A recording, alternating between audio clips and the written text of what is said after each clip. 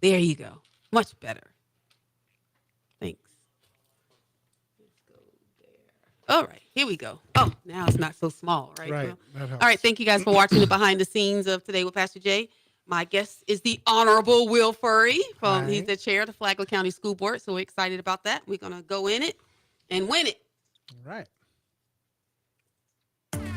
You are now tuned in to Today with Pastor Jay on WNZF News Radio, where we discuss inspiring and informative news. And now here's your host, Pastor Geraldine Denny. Good morning. Good morning. Wake up. Good morning. What a wonderful, beautiful day it is. And I'm so very excited because my guest is none other than the Honorable Will Furry. You like that, don't you? Honorable Will Furry. I'm too humble for that. You too humble for Yeah. that? He is the chair of the Flagler County School Board. I haven't gotten used to that You in haven't almost gotten 2 used to years. it yet? No. No, almost 2 years. Although my wife laughs sometimes when we get mail and it says the Honorable Will Furry, and it's just like she's like, I'm still not used to it either. She's not used to it either. Well, she is the first lady. Yes, she you is. know. She's the first lady of District 2 2. School Board. Which is kind of, we can laugh at it now, Yes. but 2 years ago you ran for office and it was brutal. It was was it brutal. not? Yeah, it was. It was. Did anyone tell you that politics was a blood sport? No. I mean, I was just a dad, local businessman, a concerned citizen that said, I see a problem here, and I think it's time for me to step up and try and solve it. Right. And but once you get into the arena, it's the gloves come off. It seems like It does. I know, right? unfortunately, and it's just it's not always that way. It just depends on the race, right? Mhm. So. So how rewarding has it been being on the school board? Well, it's been humbling, and it's been an honor to serve my community in this capacity. I have grown a lot personally and professionally, and as a elected official, you there's really no preparation for this job, really. Right. Until you're elected, you really don't understand the magnitude of the responsibility Right. and the amount of things you need to learn, and the importance of your decisions impact a lot of people. So you have to be very mindful of that. Okay. Yeah. So let's talk about some successes because you've had quite a few wins Sure. these past couple of years. I mean, you've came in, hitting the ground running, you made no mistake of what you was doing. You were just doing it. Well, I warned my wife on that. Although she didn't need the warning. I told her, if I do this, I'm going to do what I need to do. Right. And, because although I do listen, I do my research, I'm not one that's swayed by intimidation or in the face of a hard decision. I know that's what the electorate put me in there to do, is make hard decisions, right? And so, they have turned into wins. But sometimes you don't know how those are going to turn out when you make those decisions, right? And we're starting to see now the fruits of those decisions materialize. Oh, yeah. And that is, I think, for any leader, sometimes you have to make decisions that other people may not see what the results are going to be, but that they will lead you there. And we sometimes have to wait for those results to come in, and they're starting to. That's good. So, and I would say that, initially, one of the bigger things was deciding on the leadership of the schools. Right. That was a big deal It back was. then. I mean, It was. a couple of years ago, Yeah. who's going to be the superintendent? I know a lot of people weren't happy. A few people. I'm not going to say a lot. It was a couple of people that Sure. didn't wanted Middlestat to stay. Sure. And again, there are 5 board members, and we were tasked with evaluating whether or not to renew that contract. And we all took our evaluation very seriously. I spent several interviews with her, also, monitored. But at that time, after it was all said, my decision was that she was not the right person to renew, and 2 other board members agreed. So on our board, we're a 5-member board, and a 3 carries the motion. So and so that led us on the journey to find the new superintendent and the new leader. That turned out to be none other than LaShaka Moore, who was the assistant superintendent previously. Right. And again, we decided to do that, and we were going to have an exhaustive search done, but the board had consensus that we felt that we should at least entertain the prospect of considering Superintendent Moore. That was Uh, a gamble, well, because a lot of people's like, oh, let's just do a search, right, and you're like, hey, we have someone here. Let's see what she can do. right, and that was very hard. I wouldn't say it was very hard. What I will say is that, you know, you'd like to have options sometimes, right? Mm-hmm. But I said, okay, well, there's definitely the this person has been part of this organization, I believe, at that time for 18 years, had institutional knowledge, well liked. So that's a starting Just point. Staff really really adored respected and her. respected her. And Mhm. believe me, I did my due diligence on this decision. It was not something I took lightly. I went to all the schools. I talked to different building leaders, to everybody, to get just a pulse, I mean, right? you had a lot, not just the leadership with selecting Superintendent Moore, but there was a lot of other. You came in tried by fire because the FYL was falling apart too. I Well, mean, and we know that Superintendent Moore has done an excellent job in her position. sure. She's raised the scores, and through all the schools, Yeah. everyone's getting along. Well, some of those wins are, when we talk about Mhm. scores, that was very encouraging. We moved two schools that were for 9 years a C into the Wow. B category. So now all of our schools are B's and A's, and now the other thing to point out is that that was very encouraging, but the community is expecting more out of us, and we're going to rise to the occasion, and we're going to be working toward that A district. But Mhm. I will tell you that had and I'm not saying that I'm saying they shouldn't have done this, but if the DOE had not changed the matrix, Mhm. we scored a 62, which would have been an A under the old system. Gotcha. So we are strong B, right? You're So strong. right, so that means that we're just a short ways away from being an A district, because they now raised that to 64. So we're gonna work hard this year, and so I'd like to say we're on our way to an A. All right. Yeah. Well, I mentioned a little bit ago about the FYO, the Flagler Yeah. Youth Orchestra. That was a whole big deal. Well, it was You it, know, it became, yeah, the it became. woman that was in charge, she resigned. Hmm. You didn't have a leader for that. It was a club, not a club, wasn't exactly sure, trying to figure out what it was. And you kind of spearheaded that in a way. Really, all you wanted was answers.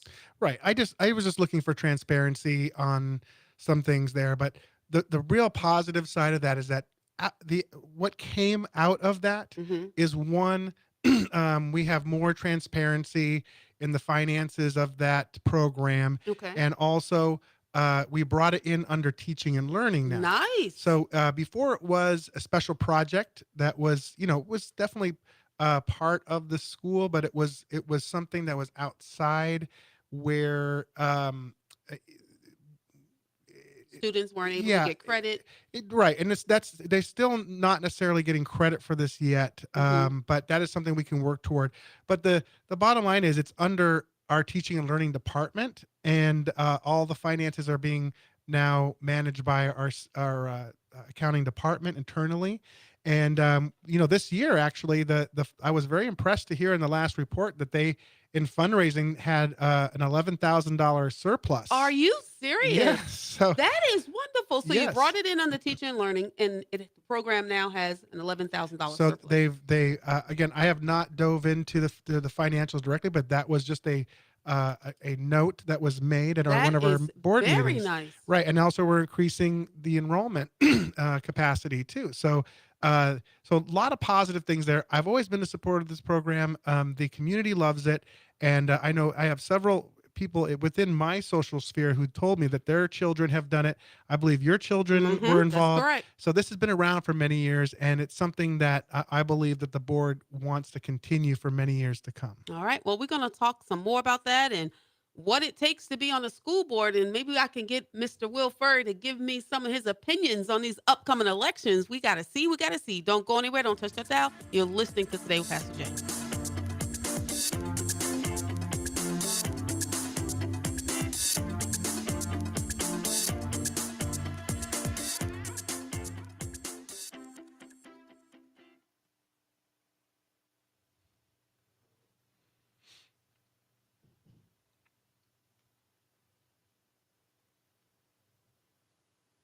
Okay. All right. Ready? Welcome back. Welcome back. You're listening to Today with Pastor Jay, and I have the Honorable Will Furry here. I might want to call you Will Furry Pope the Third or something. Will, I'm not, because you've been criticized by some of the bloggers or a particular blogger or whatever about being a person of faith. Yeah, at times, yes. Uh, for some people, that's not a popular thing. They think you should just kind of keep that inside. Hmm. But the reality is, when you're elected, yes, we're trying to work for the entire community, but That is it correct. doesn't change who we are. I don't just automatically, because I was elected, now become a secular person, right? True. Good point. Right. So, but as a person, I am a man of faith. I'm a follower of Jesus Christ, and that's important to me as a person, and that reflects some of my character and how I conduct my life, right? And And because believe me, of that character, you I treat everyone fairly. right, and because of Right. that character, I'm also not perfect, and That's true. I make mistakes, but again, there's that saying, it's perfect people don't go to heaven, forgiven people do. So That's true. That is true. I like that. I like that. So you represent all the students um, and all the constituents here in the area, which is phenomenal. Not just your district. And you've been able to speak with people who haven't been of faith. You've spoken and you've helped and assisted people who may not be of your political party. You know, they say that school board is nonpartisan, but I think there's a slant to the person and what they think and how they feel and how they lean when it comes to that. And just because a person has a D behind their name or R behind their name doesn't necessarily speak to who they are, but it does give somewhat of a slant.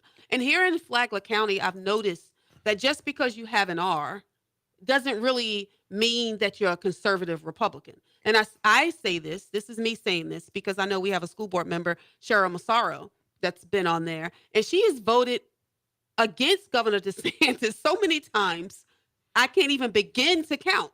And then she came out and endorsed Lauren Ramirez. Now, I don't know Lauren. I've tried to speak to her a few times, whatever, but I don't really know her. And I'm just a little alarmed over the fact that we have this person who's portraying to be, well, I guess she's not really even portraying to be a conservative, endorsing someone as her replacement who may have the same ideologies. hmm Well, I mean, again, that's on Cheryl Massaro. She's going to endorse who she feels she wants to Mhm. support. We all have our different opinions, but definitely Cheryl and I have not always seen eye to eye on votes when it comes to certain things, especially that may be in alignment with the DeSantis education agenda. But again, that is her free speech, and that is, if that is who she wants to support, then that is who she's supporting. You've had a lot of wins, a lot of successes. What do you think it's going to take? What kind of school board members do you think would be a great fit and moving forward so you can continue to grow and continue to blah, blah, blah, blah, blah. You catch that? Continue to grow and continue to advance for all students, not just some students, where they're getting a quality education in a safe environment. hmm Well, there's no doubt that in 2022, Flagler County voted for change, and we three new board members were put in, and I was one of them. And I was very honored that within 1 year I was able to be nominated to the chair, and have been trying to lead that momentum forward, right? And we have some great momentum right now, and I am looking forward to the two sitting board members, and I think it's 3 and 5, I Hmm. believe it is, district. Um, they decided not to run, which were board member Massaro and board member Conklin. So the candidates right now that are not running against an incumbent. Okay. They're running against, there are two new people in each district running. Um, and so everyone's got to make a decision here on who they're going to support, right? And Right. I will say I don't have anything specifically. I'm not looking to have anything negative to say about anybody running. I really appreciate those who step up and say, hey, I'm going to run for something like this, because it takes a lot out of their life, their family, and everything. So I do respect the fact that they decided to put themselves out there. And several of them have reached out to me and wanted to talk to me, and I've met with everybody that wanted to, and I gave them an opportunity to share their platform, where their values are, where they stand, and so, but I have one vote. Right. Yep, that's true. You have one vote. So yeah, I'm on the board, but at the end of the day, I have one vote, and I have to make a decision myself on who, the best candidate's going to be to fill these seats.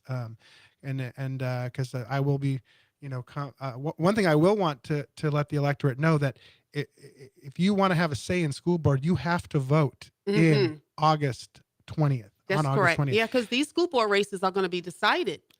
In the primary. Yeah. A lot of people think, this is going to go to November. No, these school board races are going to be decided in the because primary. they're nonpartisan. Although each one has their own party affiliation, it's not part of the race. So and if there's only two, the winner takes all in each district. So it will not go to the general. Some people think, I'll just wait until the general, and if whatever my party affiliation, whatever the electorate size, I'll vote in the general. Yeah. In school board, especially, that does not happen unless under unique circumstances. Like when I ran, I did have to go to the general because we had 3, Correct. right? But so I met with all the candidates, and they're all wonderful, nice people, but 2 stood out to me, and I'd been asked for endorsements by some of the candidates, and I was not one that rushes into this decision, right? Because they're all likable people, but at the end of the day, it comes down to what is your platform, what do you stand for, and what do you plan to do when you get on the board? Okay. And the 2 candidates that had the strongest platforms that I felt would advance Flagler County Schools in a way that would continue the momentum that we have here are Derek Bars. Okay. Who has also been endorsed by Governor DeSantis, which I think that was quite an honor. I know I really appreciated and respected that when I received it, along with Vice Chair Christy Chong when we ran. Right. And then in the other district, it was difficult. But there's clearly one person that has really stayed true to their platform, stayed consistent, and committed to it, and that is Vincent Sullivan. Okay, there we have it.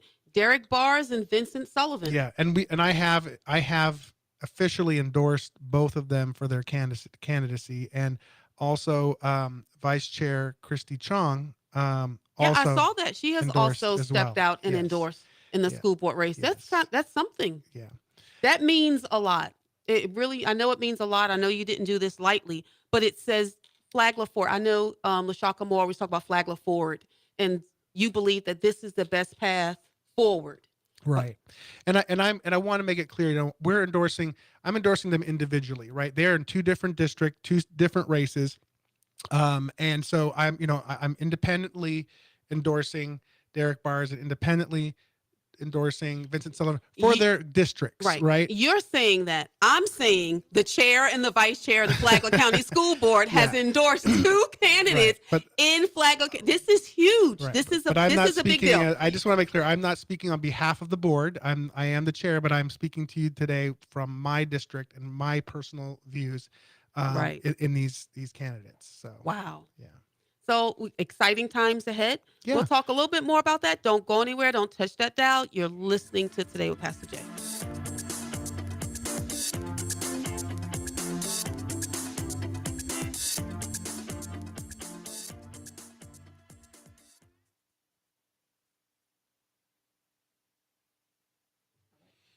Ready?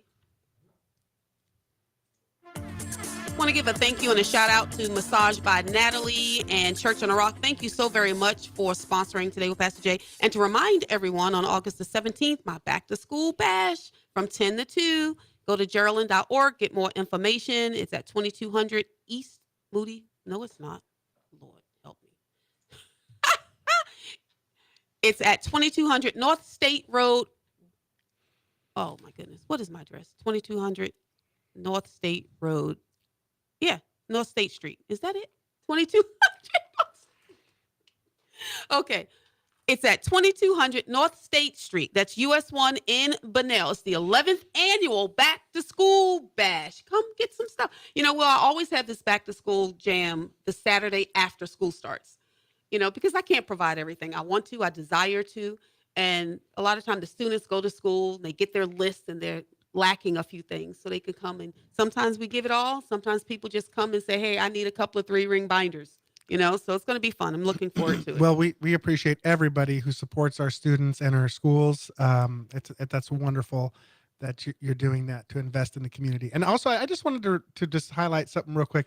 Didn't you just win a pretty prestigious award? I did. I mean, it's kind of cool to be What was that? Inspirational Woman of the Year. And wasn't the first recipient of that Casey DeSantis, yes. the governor's wife? Yes. Wow, what a distinguished award. Yeah, it really is. And I'm humbled by it. I was telling someone, I guess it's just downhill from here. I guess they ran out of people. It's like, no, don't shortchange yourself. It really is an honor. And I just hope that I inspire other people the way that you continue to inspire other people. So that's such a bombshell. Vincent Sullivan and Derek Bars is who you are wanting to serve with you on the Flagler County School Board. And I know that the guardianship program has been a big deal. I volunteered with Flagler Volunteer Service. Oh my goodness. They had this mock event at FPC and I was a volunteer actor. Oh my goodness, Will, you should have been there. I was over the top. I was acting it all out. I was acting like the crazy parents. Well, when things are happening like that, that's usually what it's really like. So maybe you gave them a taste of reality. Well, I spoke with the chief of police for Bunnell, and he told me, he said, hey, what we going to do if we have 20 parents like her? Mm-hmm. And I spoke with the superintendent, and they had the same thoughts because I was really giving it to them. I was whining, and I was a student, I was a teacher, I had a couple of different roles I played throughout, and it was a joint. We had the police departments, all of them were there, the hospital was there, and what if there was an active shooter? What do you do?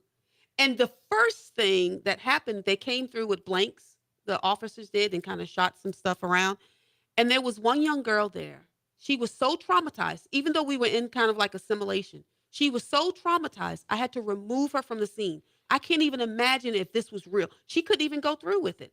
And the first thought I had, and one of the things I noticed, and I'm asking everyone, if you have an opportunity to do this, you should do this. One of the things I noticed was the response time. Even though all these things were planned, the response time still was kind of lapse.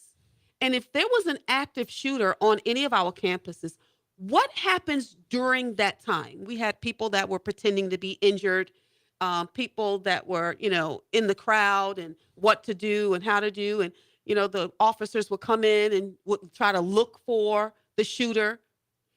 And do you know what my first thought was? I started screaming, where are my guardians at? Right. Where are the guardians? Well, where are they?